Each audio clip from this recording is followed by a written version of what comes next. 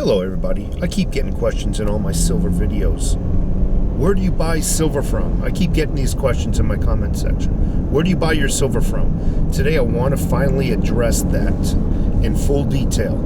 First I'm going to give you my list from best to worst, and then I'm going to go over each and every one of them and explain why and how.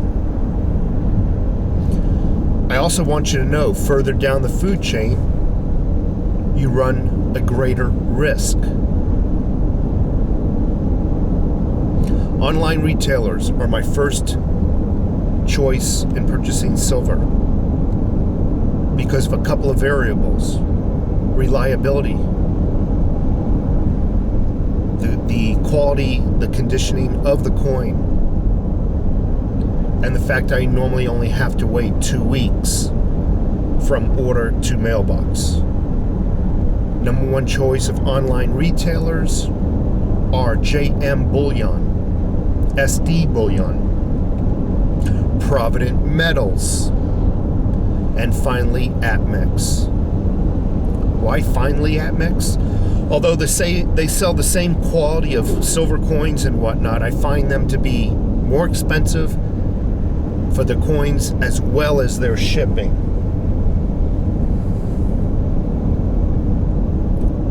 When buying from an online retailer, you can rest assured that the coins are uncirculated and unblemished. I've been purchasing from online retailers for many years. I've never gotten a discolored coin or a milky coin.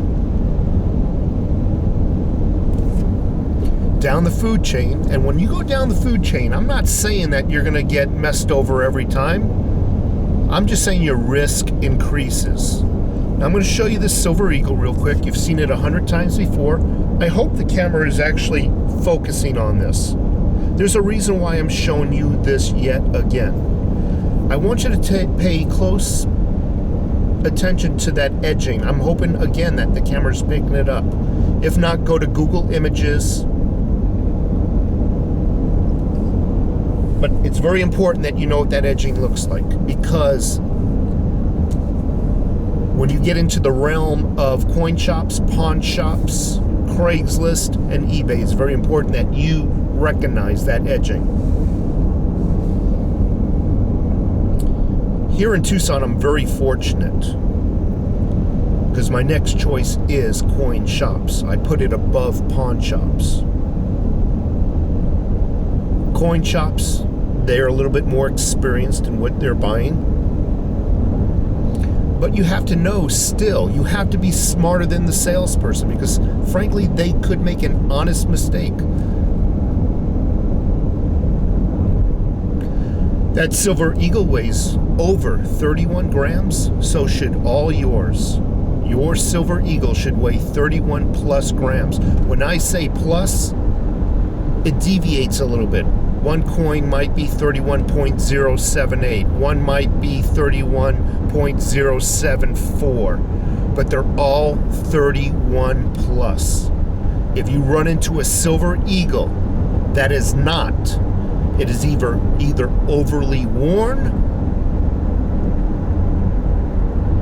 or it's a counterfeit. Run. The second and the most important part of determining a real Silver Eagle. Now, I'm just talking about Silver Eagles right now, but I believe Maple Leaves and any government minted coin for that matter is going to have that edging. I'm sure a few generic rounds will have that knurling edging as well. But that edging is on every Silver Eagle, every Maple Leaf. And it's very hard to duplicate, very hard to counterfeit that edging. That's another reason why I buy primarily Silver Eagles and Maple Leaves, as well as their notoriety, that is. But that edging is so hard to counterfeit, and the machining involved is very precision machining, and that the cost of the machining would offset any profit a counterfeiter would make. So when you go to a coin shop and down the food chain, you really need to know the weight of the coins that you're shopping for, as well as aesthetically what they look like. For example, that etching. Further down the list are pawn shops. Now, both coin shops and pawn shops, you're not going to risk purposefully selling something fake to you. They can get shut down for that. They lose their, they lose the credibility. They'll shut down, as well as they can go to jail for that matter. As a matter of fact, they have to report anything stolen or whatnot, and they can get shut down or fined or whatnot for purposefully selling stolen items. They're not going to run the risk of selling a $17 coin. Okay, but I still place them down the food chain. A lot of reasons why are a lot of pawn shops actually will go to auctions sometimes, and they'll buy bulk junk auctions. They'll go to storage shed auctions and whatnot, and they'll open up, let's say, one of the boxes on the pallets. And they might not realize it, but they might see, underneath all the old clothes and underneath all the old pictures and whatnot, they might see a couple of gold coins or silver coins for that matter, and they might put them on display thinking that they're real, and it's an honest mistake. That's why I place them a little bit further down the food chain. Again, it's up to you knowing what you're shopping for and honestly knowing what the spot price is as well. Also know this, the further down the food chain, the more bars and generic rounds have a probability of being counterfeited. I'm not saying they're all counterfeited. I'm just saying the risk increases as you go down the food chain. Bars and silver rounds, generic rounds. Not saying good coins cannot be bought at pawn shops. Just gotta be careful, folks. And again, know your spot price. Know that they're not trying to make a bigger profit than what they deserve. That's another reason why I put pawn shops down the list. They'll try to take advantage of your lack of knowledge. Further down the food chain, below pawn shops, is Craigslist. Why did I put Craigslist below pawn shops? Well, there's a risk involved going to a stranger's house looking at a coin. You're taking your time, your fuel and your gas time and whatnot, your driving time, and you're going to look for a coin. You run a personal risk of knocking on a stranger's door. Not that the risk is that great, but we've all read those newspaper reports. The good thing about Craigslist is you don't have to pay for the item before receiving the item. Again, down the food chain goes, higher risk of probability that a bar or generic round is counterfeited. That's on you, and you could invest in silver acids to detect whether you're buying the real McCoy or not. A lot of times people on Craigslist can be like, I don't want you to scratch up my silver bar to test it. But that's why I place it down there. You know what I mean?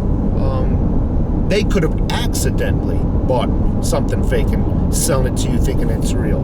Again, another reason why it's almost at the bottom of my list. Bottom of the list is eBay. Why is eBay at the bottom of my list? Again, you can theoretically purchase real coins off of eBay, but the risk involved, as well as the shipping time, may I say, all those others, the shipping time involved, 2 weeks from purchase to mailbox on an online retailer.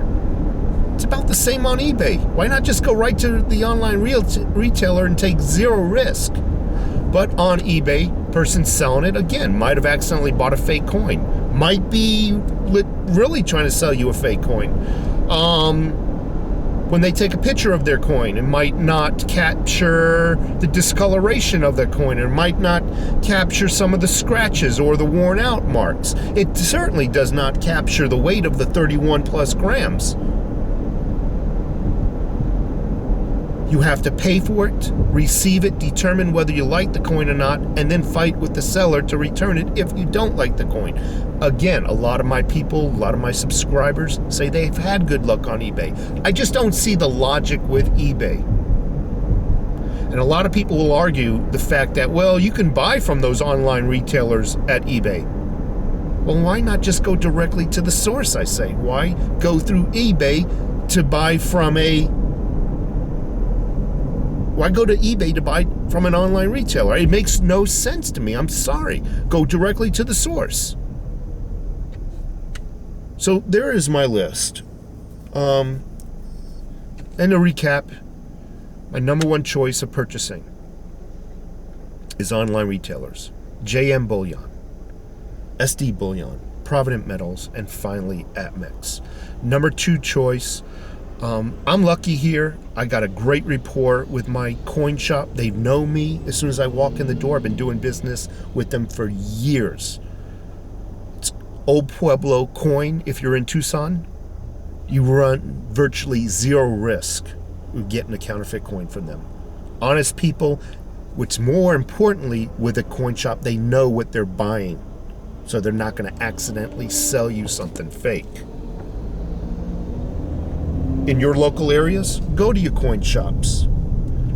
If there are no coin shops, further down the list, again, there's pawn shops. Risk is a little bit greater, but again, they're not going to purposefully take that risk for risk of being fined or risk of selling something stolen. The risk that you primarily run into is being overcharged for their products. Next down the list is Craigslist. We already talked about Craigslist. You're going to visit a stranger. You do have the option of, after you waste your gas and your time saying, no, I don't like the coin or I don't like the bar, but you done wasted all that time, all that gas, and then there's that slight risk of going to a stranger's house. And then obviously eBay. eBay, a lot of people get luck from, but again, the risk is increased when you're all the way down there. You got to pay for the product before you receive it. You could get a great deal, but then the risk is greater. And obviously, down the food chain, I'll say it one last time, bars and generic silver rounds are more easily counterfeited. Therefore, the further down the food chain you go, the more likelihood you'll run into a counterfeit. And if you doubt me as far as going down the food chain, type in Google counterfeit silver on eBay, on Craigslist, and read all the stories of counterfeit silver being sold on eBay. Anyway, folks, take care. I appreciate if you give me a thumbs up, and I really do appreciate the comments and you just taking the time out of your busy day to watch my crappy videos. Take care.